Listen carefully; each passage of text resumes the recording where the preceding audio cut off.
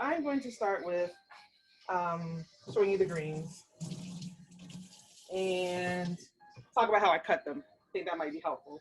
I actually did not do what I planned to do, which was to cut them in advance, but it's okay. I'm going to do a rough chop for you all. This is not how I would traditionally do it because it takes a little bit of time. We actually might be able to do most of this, but so here's my dinosaur kale. Can you all see? It's I actually think it is one of the prettier greens. Um, it's bumpy and it has a nice, it doesn't taste quite like the curly kale to me, but I might just be nitpicking. And then I grabbed a bundle of, so I washed these. Here is our collard green leaf. One day I'm gonna grow these in a nice backyard, but here's our lovely collard green leaf. So I think the first question is, how you cut these is your preference. I don't like stems. I get talked about because I don't like stems, but that's up to you. Some people actually just take these, they just fold them and they cut them. And they just cut them. Actually, I can do that in a second. But they just cut them. I actually prefer, and I think you all can see me, I prefer to start with the stem and pull the leaf away from the stem. And I get about to the top. I break off the stem, put that away, and then I have my lovely leaf. That's kind of split in the middle. Next thing I'll do is I will fold it. And then actually what I'll do is I'll take several of these. So imagine there's about 4 or 5 of these stacked together because it goes quickly. And I will fold it in half and I will roll mine. I like the julienne my greens. So you roll them almost into a little pocket, if you will, like a little, almost like a little egg roll looking. And then what I'll do, my knife. Don't do this at home. Please use a cutting board, but I will cut. I'll show you a little example of how I'm cutting. See where I put indentations? I will cut along the length of the rolled up green. And that's how I cut my greens. Some people don't do that. My father does not do that. This is something I picked up over the years that I like, and that's just how I prefer to cook mine. Same deal with the dinosaur kale. It doesn't have as much of a stem, so I'm actually not bothered by this as much. But I take a little bit of it off. And then I do the same thing, not with a knife in my hand. And you have your leaf, just your leaf, no stem. And you can roll these as well into a little roll, and then you cut them. So that is the cutting and the preparation process. I'm gonna do a few of these, and I'm also gonna talk about what I'm going to do with the greens while I cut a few. So actually, I have a funny thing to tell you all. Greens actually have a very interesting controversy in terms of like how you clean them.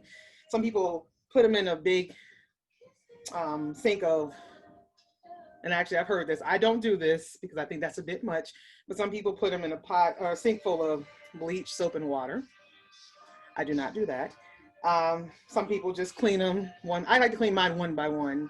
So I don't usually cook massive pots of greens. Some people do.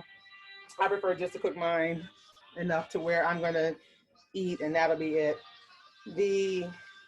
Again, the logic is that there's pesticides and things on it. So try to be mindful of, again, how you care for it. Again, if you just take the time and clean it, you can use a vegetable cleaner if you're more particular about cleaning your greens, that's fine. For family functions, people put large pots of these. They last a long time and you can freeze them. And I know I forgot something to tell you all about my presentation. There's a note on there about the pot liquor, and I'll get into that in a minute. But important to clean your greens. I just take mine one at a time, look through the front, look through the back, wash. And I just spend a little time loving and caressing and cleaning my greens before I actually cook them. Pot liquor. You'll get to see it a little bit once we start cooking, but pot liquor is the lovely, lovely, lovely green stuff that you get after you prepare your greens. So I'm gonna do a quick rough chop because I don't wanna deter you from too much. So this is how many leaves I have. I've done this for a while. I'm gonna go ahead and cut these up real quick. But pot liquor, while I'm cutting, pot liquor is the juice that's left over from the greens when you cook them. And I actually save that.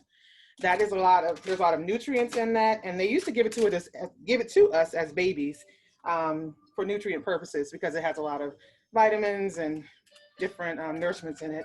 I also save it and reuse it to make more greens. You can just freeze it in a mason jar or freeze it in a Ziploc baggie. I've used it to make soups before. I've used it to make other pots of greens or share that, but it's a good thing to keep. So when you're done cooking this down, if you have more liquid that you don't know what to do with, save it. That's my recommendation. Again, I have had it in a bottle before, but you don't have to do that. So that is about the pot liquor. I'm also going to talk about. Quick question. Have you read the cookbook / Southern Book of Pot Liquor Papers? No, please send that to me. I will. I'll put it in the chat thread and I'll send it to you. I actually heard the author speak at the Decatur Book Festival. So for those of you who are from the Atlanta area, it's been around for like, I don't know, 30 years. It's actually going virtual this year in September. So I can throw that link in there. But anyways, it's a fascinating history of pot liquor, the South, cooking. Anyways, you all would love it. So by the way, this is how my greens come out after I julienne them. They look like little nice strips. They're pretty. I like the way they look. Pretty. It looks like a necklace. It does. I like pretty greens. Some people are like, I don't care. It's all going down my system. I don't care what they look like. So let's talk as I'm preparing these, and I'm moving quickly because I don't want to take too long. Let's talk seasoning, and let's talk a little more traditionally about how in the Southern tradition that we cook greens and how I don't prepare my greens. I get talked about a little bit because of that, but I'm okay with that. Traditionally, how I grew up is the preparation for greens takes longer than what we're doing right now. And you would start with some kind of salted meat. Traditionally, it was pork. You would start with a piece of salted pork, a neck bone or something like that. And that meat was boiled and seasoned the water until, I think people would cook it for at least an hour or so because they pull the meat, the seasoning of the meat out of it. But it would also do it to get a little bit of the meat. Some people would actually eat the meat once they were done cooking the greens. But the history of African American in health, we want to make sure we acknowledge that, has informed and shaped how we have started to prepare greens, more so with turkey, smoked turkey. And I actually don't use any meat in mine. I have used in the past turkey ham. My friend's mom used turkey ham. It's a very interesting looking thing. I haven't seen it too much up here. Maybe it might be more prevalent in the South, but it's literally ham shaped and it's turkey. And so she would cube it and cut that up. And I'll show you how when we're building our base for our greens, that's how she would start her green process, is making the turkey ham with the onions and the garlic. And then you would eat it because that's edible. It's just pieces of turkey meat. So that's also an option for those of you that are feeling like you want to turn this into more of a full meal. Again, I've had greens as meals before. I am largely pescatarian, so I don't do that anymore. So this is going to be a strictly vegetarian approach to my greens. All right. In the interest of time, I will not cut up all of my greens, but I will get you all going. But let's see. And I'm going to do a couple of these dinosaur tails. So the other piece is I use, instead of meat, I use vegetable stock. And you can actually use water. You don't have to use stock. You don't have to use a lot of fancy seasoning. You can just use vegetable stock. I also, and I'll show you this in just a few minutes. I've fallen in love with Better Than Bouillon. I've fallen in love with that as a base for greens. So We use that in our family. We love that. it is amazing. Again, if you prefer that, you can use the chicken or the vegetable. And again, there's nothing wrong with water. I was a grad student once. I had no money for stock. Stock is not cheap.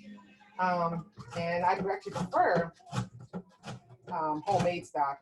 I have a friend,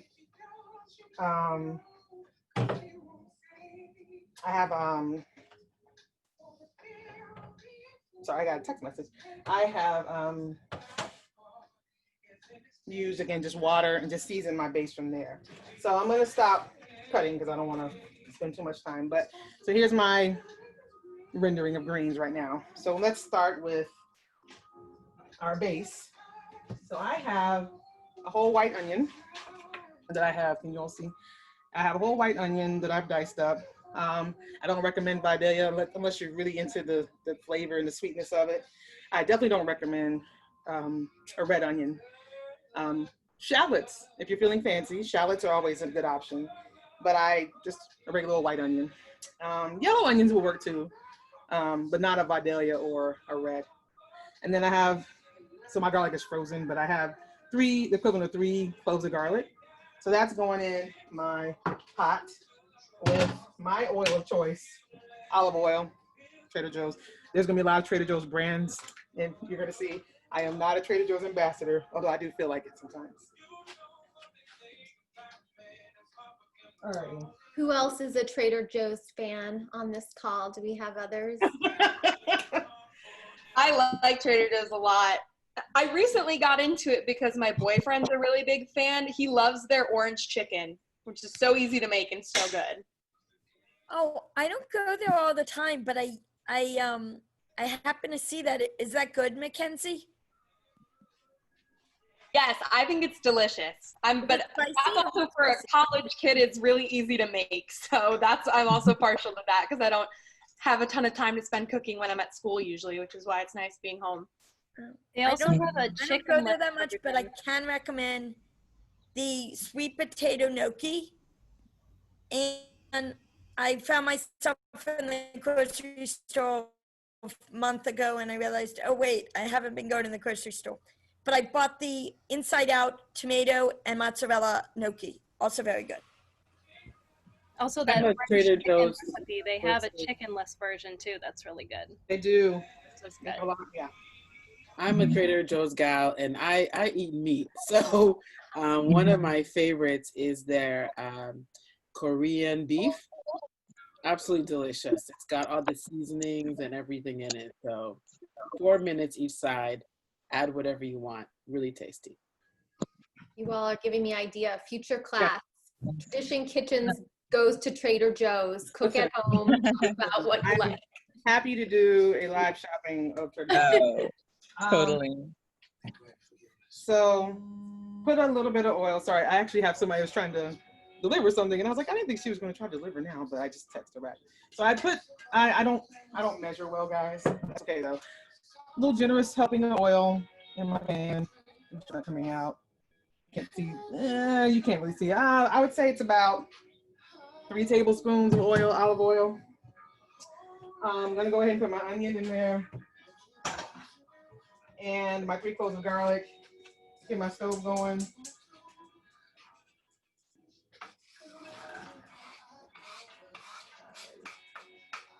Alrighty. So first thing we want to do is get that simmering. And let's see, what else do I need? Oh, my garlic.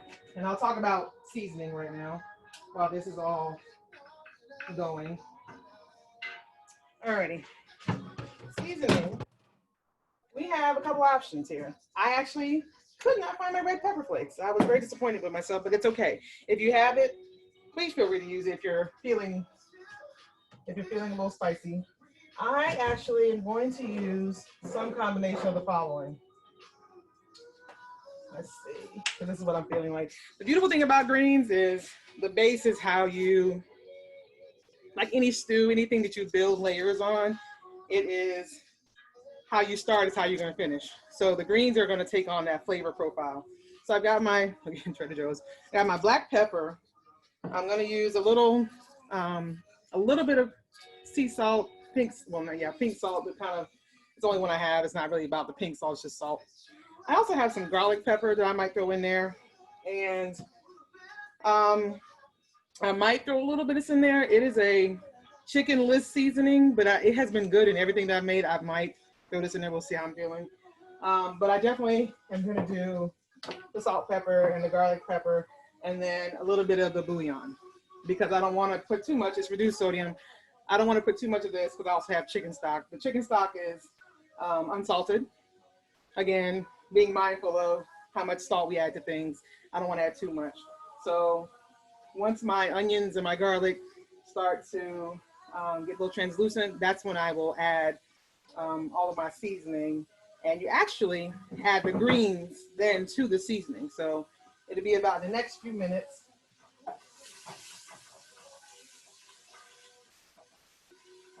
I'm gonna let that, as they say in the cooking world, marry. I'm gonna maybe do a few more greens while I have a minute.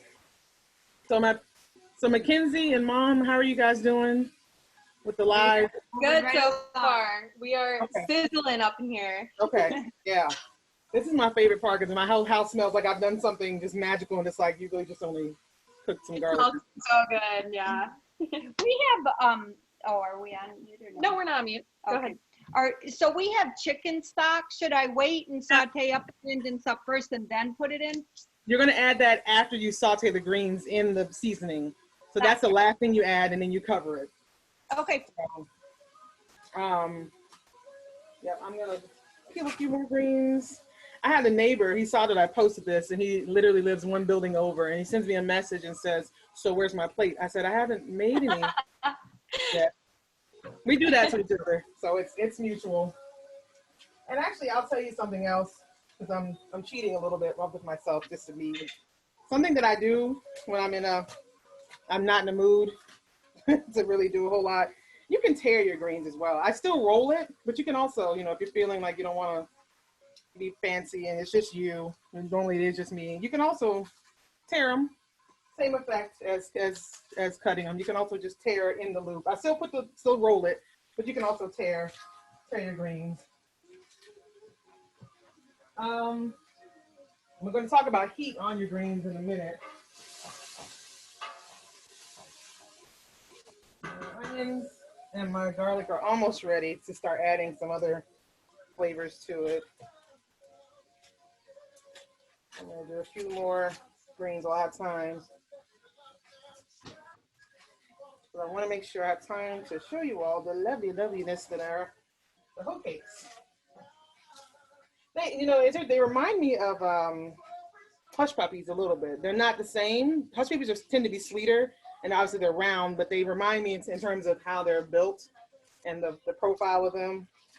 They kind of remind me of that. So I'm going to start adding some seasoning. So how long do you want everything to simmer before adding the greens? We're going to add the seasoning now. So whatever your seasoning is, again, I recommend adding whatever you feel comfortable adding. But again, definitely salt, pepper. If you have some red pepper flakes and you like a little heat, I would do that. And the bouillon, if you have it. So you want to add the dry seasoning first, and then I'll add a little bit of the better than bouillon, and then we'll add the stock after we add the greens. So I'm gonna go ahead and just, I generally do a tablespoon or two. But again, it's also your preference. So if you don't like a lot of seasoning, and if you're trying to, one of the things I also make sure is that this is health conscious, because we're trying to make sure that we are surviving this quarantine time without having the complications. So I'm going to go ahead and add the seasoning that I showed you all, just a little bit of each. And you want to be on about medium, or more than medium heat at this point, because you don't want anything to burn.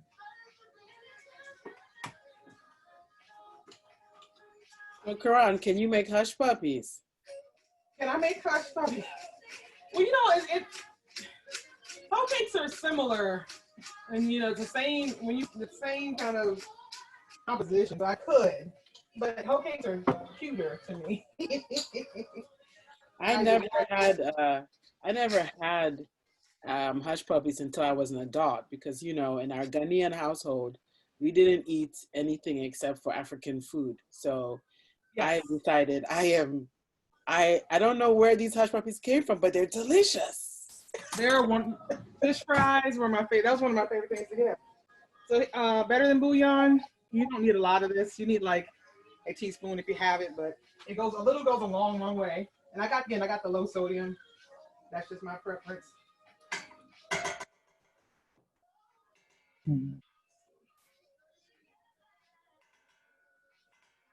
Queen, I'm surprised you didn't say green spinach was your favorite, did you? I did, madame, I did. But Oh, you were so excited that you did not hear me. you taught me how to make spinach stew. And when I am without anything else to figure out how to make, that's one thing that I can make and be full. All again, these one pot meals with greens. Alrighty. Make sure you let them know it's Ghanaian. Yes, it is Ghanaian style. There are other versions, but it is Ghanaian style. Alrighty. So I have added all the seasoning that I would like to add. Give it a stir so it covers all your onions and your garlic. I might bring you all over so you can see it. That's what I feel like what do you call it? Like one of those, let's go in closer. Can you all see my pot? You all see? Yeah. You see all the steam, but there's my pot. Okay, I gotta go back. Yeah, gotta go back.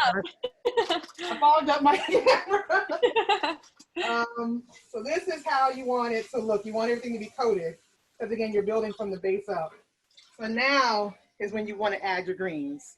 Again, I need to add more, but honestly, greens are wonderful in that you can add some later. It's okay. Not preferred, but you can add some later. So go ahead and throw these in.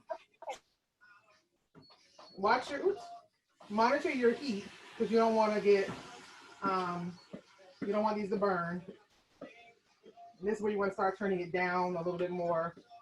Not quite so low, but, and what we're going to do is toss the greens in the onions to make sure that they're all nicely integrated and covered and seasoned and, what do they say, married, if you will. So I'm going to do that for a second.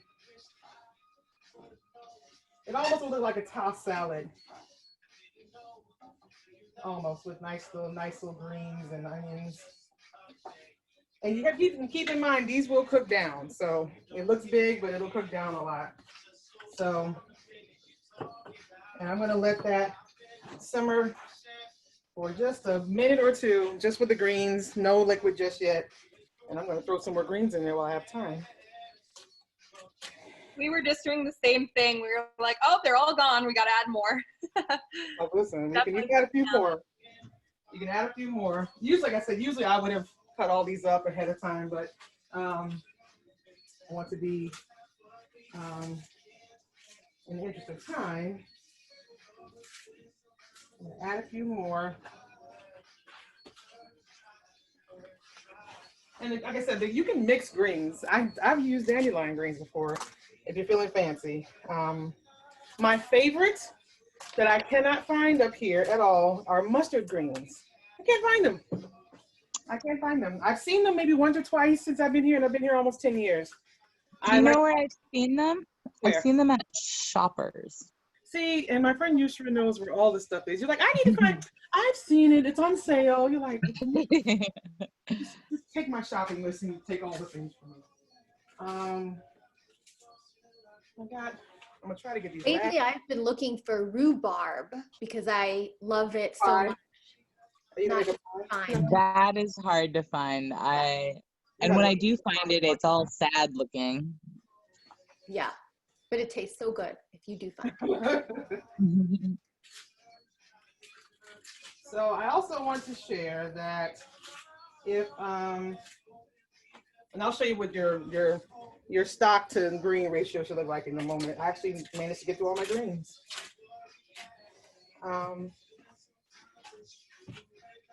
If you find you don't have enough stock, if you find you're like, that's too expensive, I don't want it, you can add water. It is perfectly fine. Because again, it will all cook down. So I know that again, when you're doing big family functions, this pot would be like full of greens. But for me, I don't need that many. So you'll see, again, I think you all saw how many I had. This is how it's cooked down already. Because again, they're greens, they're gonna wilt anyway. And we have essentially sauteed them a little. And now that you've coated and added all my greens, I'm going to add, again, my stock of choice. I don't know anybody that's ever cooked with beef. I just know it's primarily chicken or veggie or water, whatever your choice is. A trick I was taught by a Southern Baltimore grandma for greens is, because I don't do pork, is a little bit of liquid smoke. Yes. And you can make it veg. Yes. So I did want to also show, I'm gonna have to bring you all over again. You don't need your greens to be covered with liquid. Depends on how many greens you have, but as you can see, there's the liquid and the greens are just sitting in it because they're gonna cook down even further. So you just wanna add enough to cover them. I actually had a little more, so I didn't even use the whole container, but again, I only had 2 bunches of greens. So, and that is it. I leave it on, so I have numbers on my stove. My stove is not fancy. It is number 2. It's not quite low, but it's like halfway between medium and low on your stove. And just Where's the rest of the greens though? You didn't have that much in the pot. They cook down. That was that whole thing? That was one bunch of greens. Wow. So, what's interesting? Up here, I find that the greens are smaller. Actually, I didn't include these, but these are a bunch, and see how small they are? This is not the bunch I used. The bunch I used was bigger than this, but they're tiny. So in order to make a big pot, Heather, you would need about 4, 5. Really, my thing, I love fried okra, but before pandemic, when I work on the campus in a doctor's office on the campus of a hospital. So when I go to the cafeteria, they have greens. I don't usually get the greens, but if they have fried okra anywhere, that's my, oh my God. Oh, yes. You can't mess with fried okra, that's why. Let me tell you I don't like bagged greens. So you'll go to Trader Joe's, you'll go to grocery stores, they'll have the cut bagged greens. I'm not a fan because 1, they have all these stems in it. And 2, I did it once before or twice before, and there was a bug in mine. So it's kind of defeats the purpose of pre-cut and ready. And it's like, they're not quite ready. There's a bug in mine. So I prefer, strongly prefer to just, cut, and it's easier. You're still gonna go through it anyway. So why not just use, maybe you're inspiring me that I might actually try greens one day. But collard greens, I don't usually eat those. Mustard greens, I like mustard green, but you have to find your green preference. My dad loves turnip greens, and they're bitter. I like turnips, the actual bulb. But like I said, I like to mix my greens, so there's different flavor profiles. But again, they all cook down. And again, if you like to turn it into a meal, you can. I mean, greens are delicious, but they also, like all greens, they cook down to. Well, yours is looking good. Look, thank you. Thank you. Alrighty.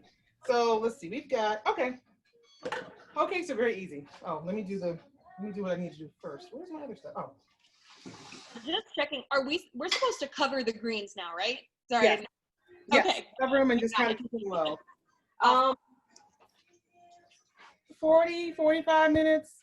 Want them tender. So, again, the beautiful thing about greens is they're edible right now. So if you really were just like, okay, I'm done. I have my flavor profile. But you still want to simmer them a little bit longer to get a nice flavor on them. So let me wash my hands again. I'm trying to be good like the, Food Network people, and like, oh, let me show good kitchen habits. So now we're on to hoe cake time. I'm going to show you a couple things. So first thing I need to do, this is the only time you'll see me with vegetable oil.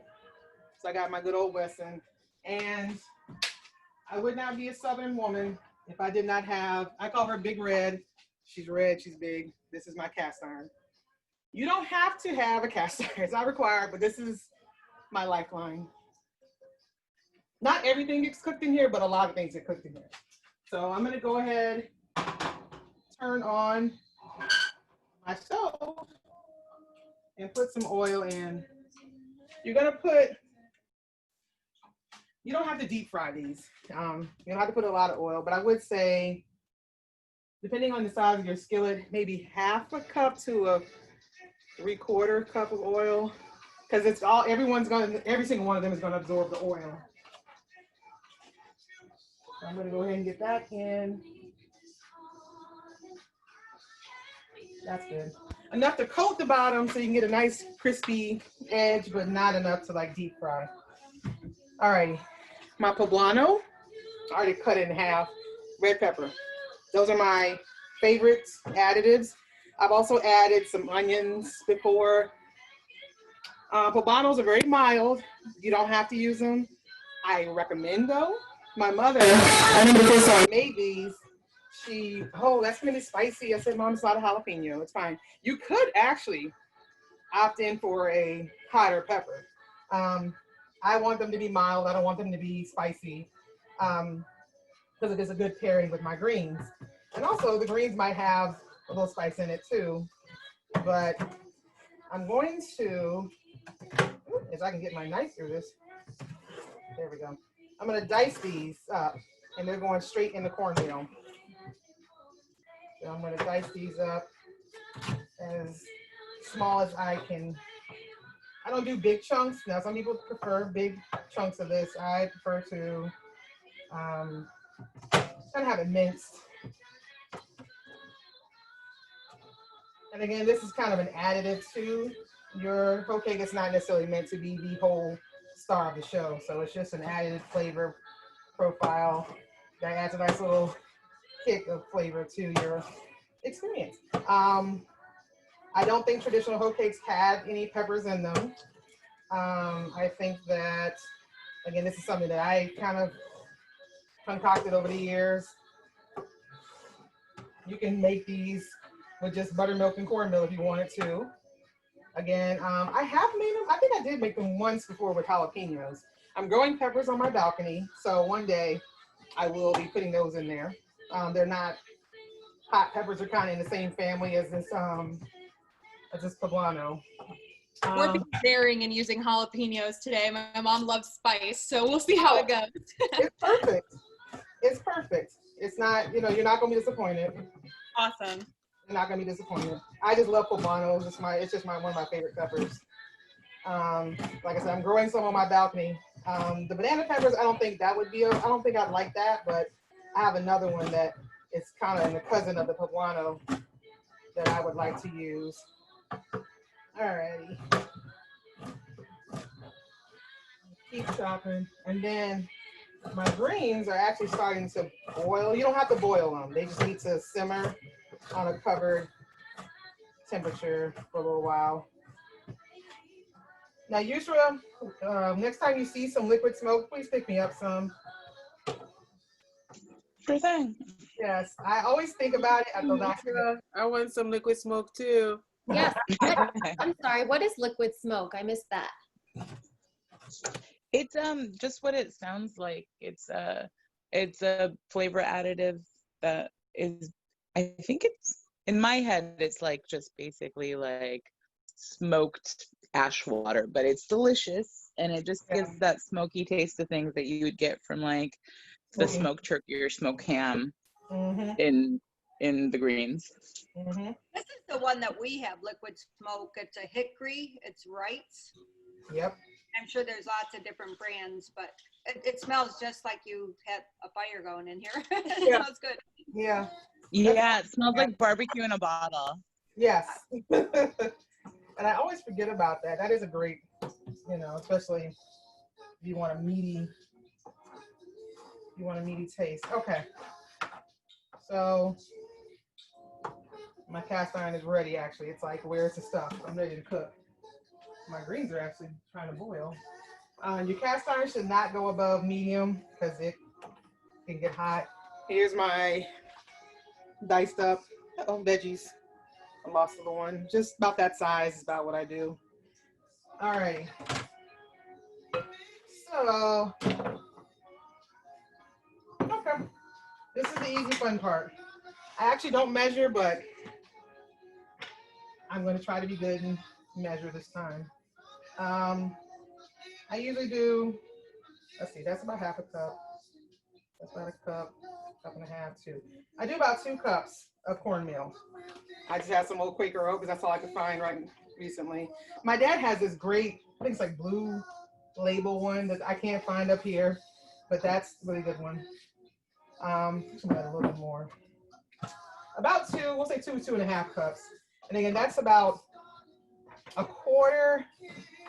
This is about a quarter of red pepper and then about half of the poblano, just given the size of them. And it's going straight into the cornmeal. And I'm gonna mix it. And for those of you that love pancakes, this is exactly what you're doing at this point. You take your buttermilk. The recipes that I saw, no, the original or the origin of it did not mention buttermilk. I like buttermilk in mine. So water can be used with cornbread. There's always that hot water cornbread recipe that people talk about. So I mixed in all of my peppers and my cornmeal, and now I'm going to pour my buttermilk. And I may have to move you guys so you can see. So this is essentially where I can tell you it's equal parts. It may not necessarily be equal parts, but it's close to it. So you had about 2.5 or 2 cups of cornmeal, and you're gonna roughly add about the same of the buttermilk.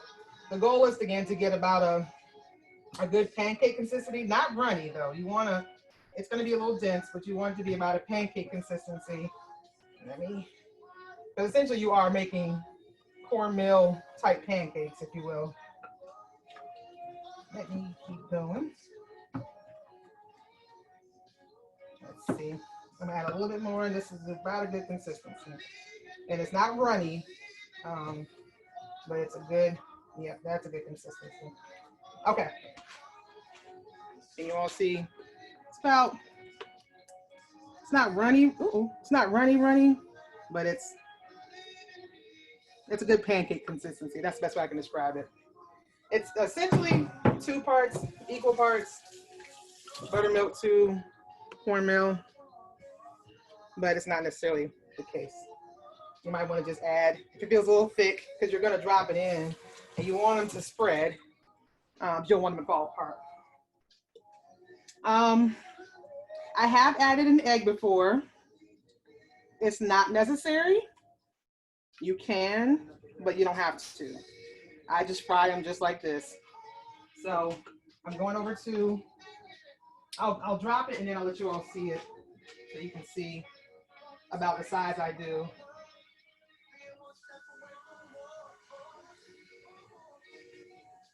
Because they don't need an egg, but you can add an egg. I've done it before, but not necessary. I'll drop these.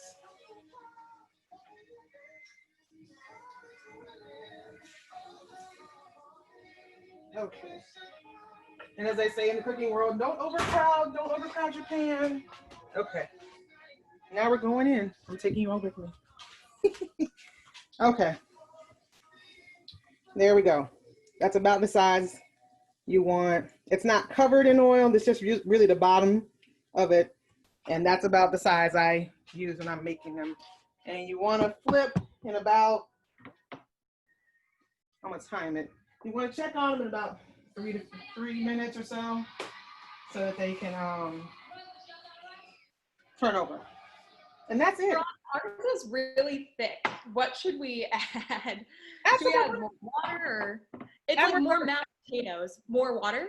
Or add more, milk? add more buttermilk if you have any. If not, the water's fine too. If you get, yeah, add more, yeah. Add more Yeah, butter. it's more mashed potatoes than pancakes right now. I'll show you. This is what it's looking like. Very thick. Oh yeah, no, you want to add some more. This is what Okay. I was like, I'm not quite sure the measurement on that, but I know, and you want to be on, you don't want to be on high heat because you don't want it to burn. I'm just looking for the brown on the bottom. It doesn't quite bubble up like pancakes, so you have to watch these in terms of bubbling up, meaning, you know, how the pancakes get little bubbles in them, you know, it's time to flip.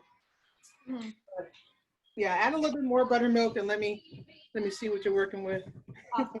It's gonna be, they're not thick. They should be, because now thick would be, they're gonna be denser, and that would be like a, that'd be more like a hush puppy. I think that's about that consistency.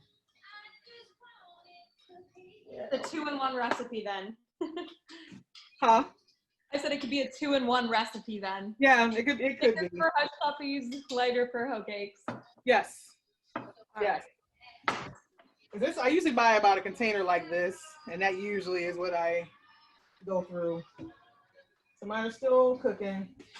My greens are simmering. They're not really cooking, but they're on a simmer. I see heat rising out of it. And that's it. You'll have your meal ready in about, you know, we'll be done by 8:30. The greens will be done within the next, I'd say 20 minutes or so. And then by the time you finish your hoe cakes, clean up the mess you made in your kitchen, you'll be ready to go by 8:30. So I'm trying to make sure I can get you to all to see at least one side. So I don't Hey, want to- Karan, I have a quick question. As the girl with the sweet tooth, which you know that about me, Yes. what dessert complements this amazing dish? Do you have a southern dessert? Cobbler? I was gonna say cobbler. Let's see, because I live alone. I love, and then we're gonna go back to Trader Joe's, but you don't have to go to Trader Joe's, but I love ramekins.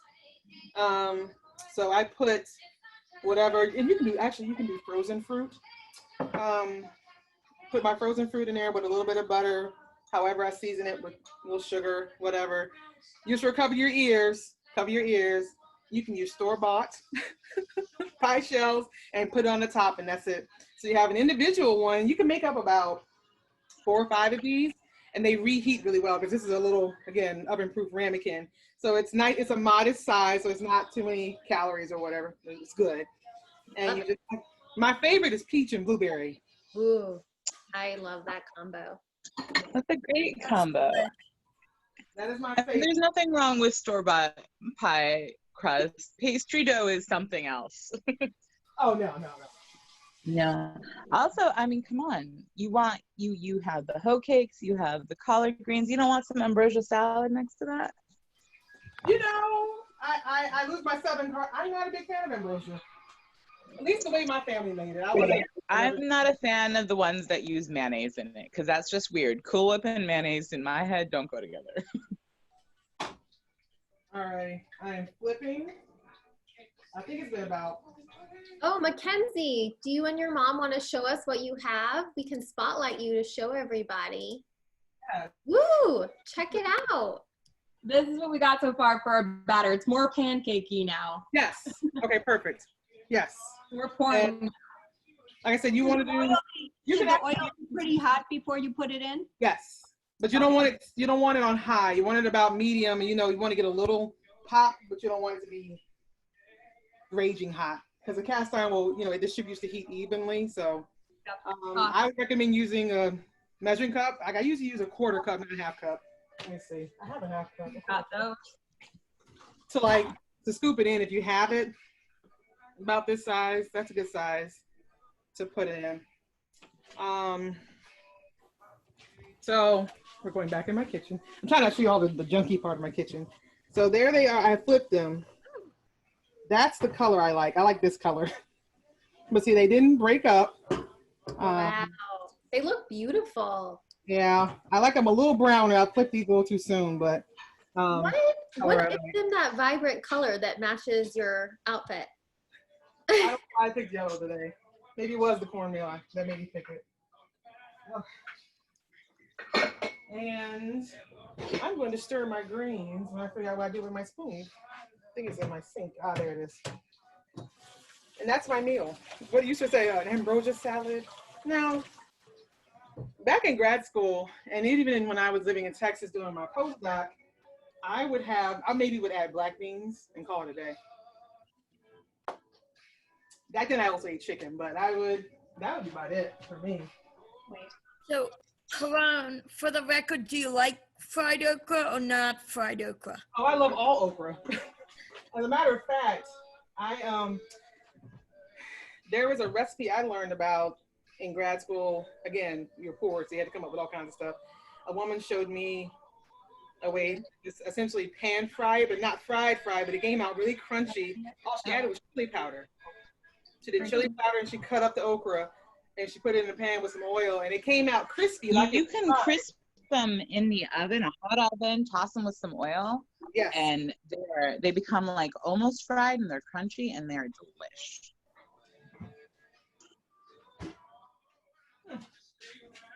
So I'm being nosy. I see a new neighbor. I have not seen it. And Egyptians make them into it. That's how we eat it. That's actually, yeah. If I didn't do anything on the stove today, I would have gone straight to the oven, but it would have been boring. If I cut this up, put it in the oven and walk away and come back for 5 minutes and it's done. That is my other default. That actually is my default. Trader Joe's has these amazing baby cauliflower that I'm obsessed with, and I do mean obsessed. Like I can eat it every day. I have almost eaten it every single day. And just you literally throw it in a Pyrex dish with, again, my favorite seasoning. This actually is really good on vegetables. And then what is that? It's the vegan chicken list seasoned salt.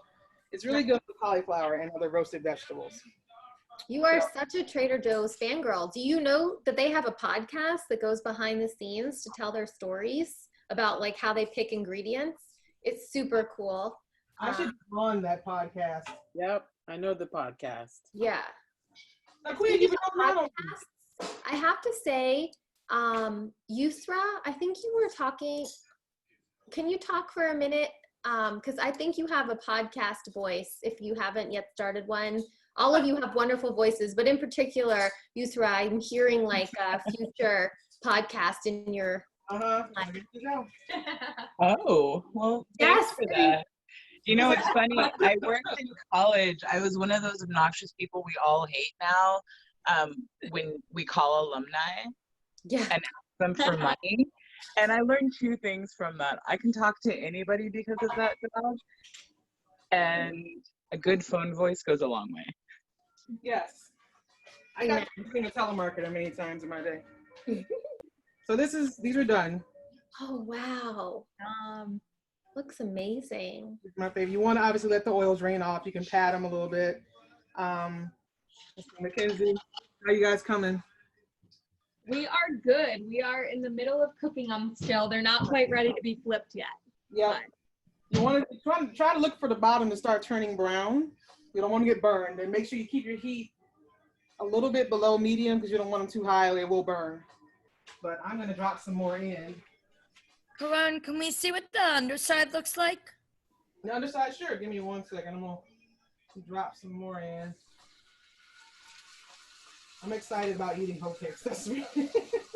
We have the ours. I'll move my camera to show you guys. The ours are coming along. I don't know if you can see. Whoop. Oh, yes. Yes. There we go. Yes. Sorry, I had to tilt my laptop. The first batch tends to stick to the pan. I don't know why, but after that, it's fine. It'll keep going. It'll keep moving. And you shouldn't need to add any more oil. The one time I added oil is when I'm cooking for my family and I'm making like 20 of them or so, 20, 30 of them. Right. Underside. And you said some people put honey on top? You can. You can. I thought about that actually. Uh-oh. Sorry, guys. I'm looking for. This is what I'm looking for. My favorite kitchen utensil. My tongs. So let's examine the whole hoe cake. It's not the same on each side.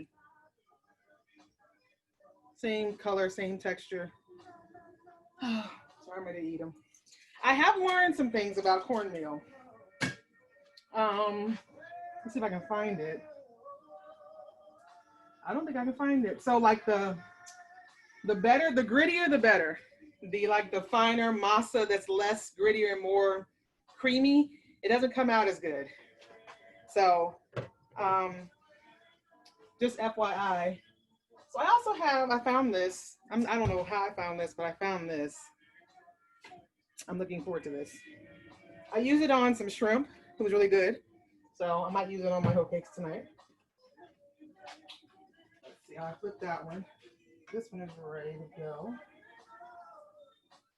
My mom says she prefers the ones that are not too dark, but I like them a little bit darker. Oh. Let's see. All right. I've used my hour, Julia. Are we still good? Yeah, I mean, if people need to drop off, we totally understand, but I think we wanted to, you know, see, did we see the greens? I didn't see the Oh, yes. They're essentially, you know, let me see. Let me do the fork check. A good cook always just checks with a fork. That is the best thing to do. Where's my, oh, And Mackenzie, as Karan is fork checking, which I love that term, were there any questions you wanted to ask Karan about her, you know, family cooking story? I know you did an amazing job, Karan, at the start introducing it, but. Yes. Yeah. Well, like you said, you introduced it and you talked a little bit obviously about your grandma and everything like that. But is there anything else that really got you into cooking, or any recipes that you love and still learn to make that you learned to make when you were little?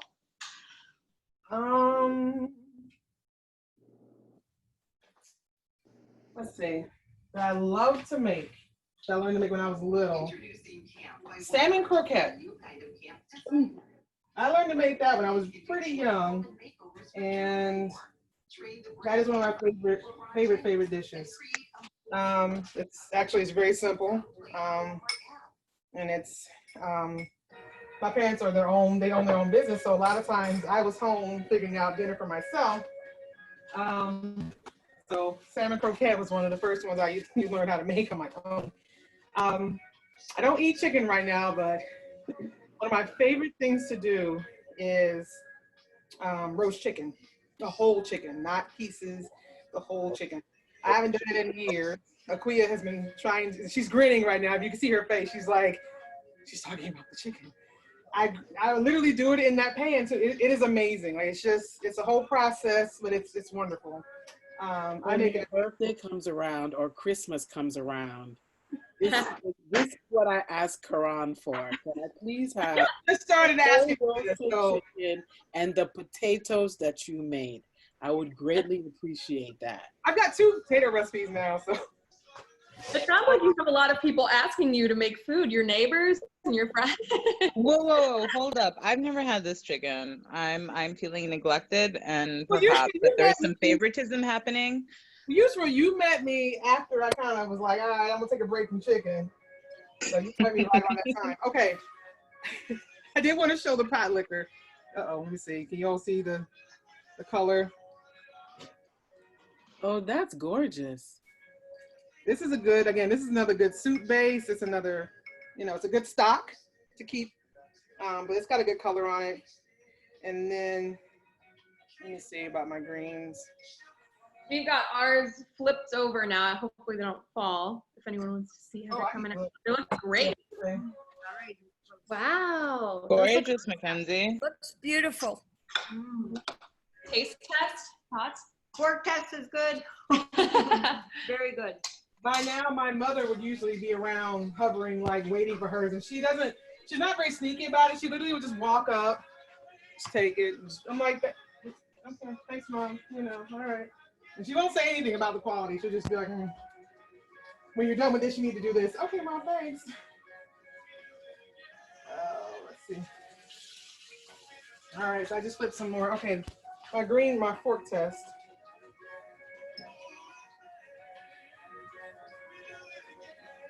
And I know people like collard greens I'm sorry, guys. I outdid myself a little bit. Okay. This is the hardest part when we're not together, because if you're not cooking, like, you can't enjoy. But I hope we will all cook later. So, everybody should for sure tag us in their pictures and make sure we can see your amazing creations. My favorite profile is perfect. And I want it to be, it needs to cook a little bit longer in terms of the texture, but the flavor is what I want it to be. It's not too salty. It's, you know, it's got that nice, the key thing is, I don't know if you guys are, it's kind of like the same thing you do with rice. I make amazing rice. I know that sounds simple. I make amazing rice. All you have to do is the same thing, onions, garlic. I like ghee. I love my clarified butter. And you toss the rice in the onion, garlic, and actually you can throw a bay leaf in there. You toss the rice in it before you add the liquid. Game changer. So same thing. Before you add the stock, because once you add the stock, that's it. It's hard to add seasoning on top of a stew, of a as I call it, a building block recipe.